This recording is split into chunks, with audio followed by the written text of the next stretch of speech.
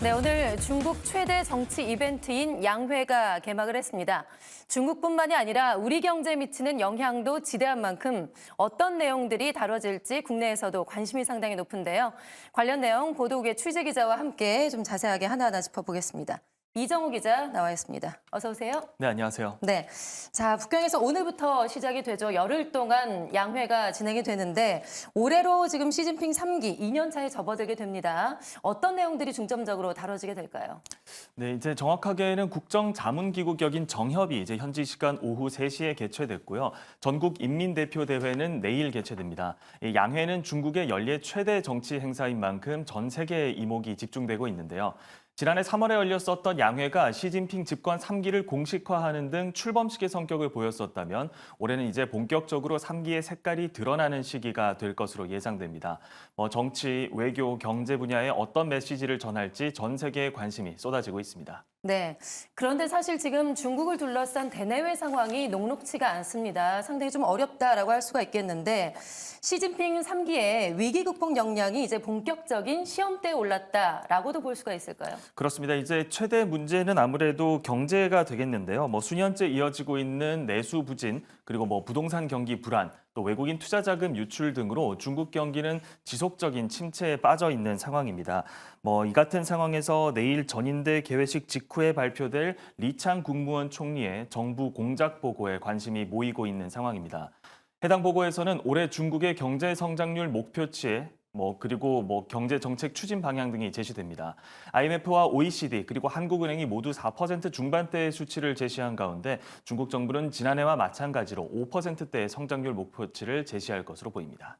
네, 경제 문제가 최대 화두이다 보니까 이번에 양회에서 어떤 경제 정책이 나오게 될지 관심이 집중되고 있는데요. 어떤 내용들이 주로 나오게 될까요?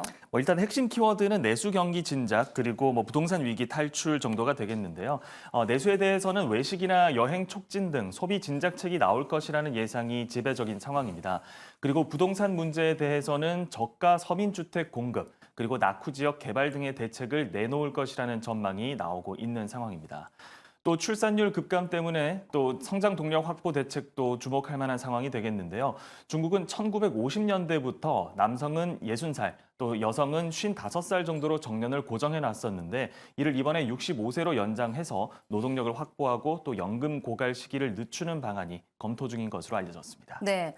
자, 이렇게 경제뿐만 아니라 지금 외교적인 면에서도 뭔가 중요한 결정들을 내려야 되는 그런 시기로 보입니다. 특히나 지금 선거를 앞두고 있는 미국, 그리고 얼마 전에 그 총통 선거를 치른 대만 같은 경우 이에 대해서 어떤 메시지를 내놓게 될까 궁금해지는데요. 네, 중국은 이제 미중 갈등이 지속되는 가운데 해법 찾기에 고심 중입니다. 11월 미 대통령 선거까지 불확실성이 많은 상태여서 대선 결과가 나오기까지는 신중한 입장을 취할 것이라는 관측이 힘을 얻고 있는 가운데 대만을 향해서는 발언의 수위가 기존보다 좀 더 높아지지 않을까 하는 그런 전망들이 우세합니다.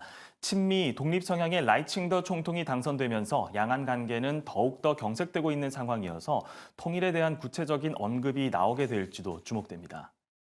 이와 관련해서 내일 공개되는 국방비 증액 규모도 관심을 모으고 있습니다. 최근 들어서 중국은 국방비를 꾸준히 늘려왔었는데요. 지난해 국방비는 전년 대비 7.2% 증가한 1조 5,537억 위안이었습니다. 시진핑 주석이 인민해방군 창군 100주년인 2027년까지 군 현대화 사업 완성을 지시한 만큼 올해 군사비도 대폭 증가할 것으로 보입니다. 네. 자, 그리고 마지막으로 중국의 내부적인 정치 상황도 좀 짚어보죠. 시 주석을 견제할 집단이 지금 사라지거나 약화되면서 정치적인 입지가 상당히 좀 탄탄해지고 있는 것 같습니다. 그래서 1인 집권 체제가 더욱더 공고화되고 있다, 이런 이야기들이 좀 들리고 있는데 이와 관련한 법안들이 이번에 양회에서 통과될 가능성도 높다고요. 그렇죠. 지난해 10월이었죠. 리커창 전 국무원 총리가 좀 급작스럽게 사망한 이후로 국무원 총리의 존재감은 이전만 못한 상태입니다. 때문에 이번 양회에서 현 총리인 리창의 존재감이 부각될지 아니면 시진핑 주석의 1인 체제 성격이 강해질지도 지켜볼 만한데요. 하지만 오히려 국가기밀보호법이라거나 시진핑 1인 체제를 강화하는 관련 법들이 이번 양회에서 처리될 가능성이 높다는 전망도 나오고 있습니다. 그 외에도 시진핑 1인 체제 강화에 일조했었던 공직자 반부패 드라이브, 그리고 당정 일체화, 또 안보 강화를 빌미로 한 사회 통제 등도 이번 양회에서 유지될 것으로 보입니다. 네, 우리나라는 아무래도 중국의 영향을 많이 받는 만큼 양회 결과를 좀 잘 지켜봐야 될 것 같습니다. 그렇죠. 네, 지금까지 이정호 기자와 함께했습니다. 고맙습니다. 고맙습니다.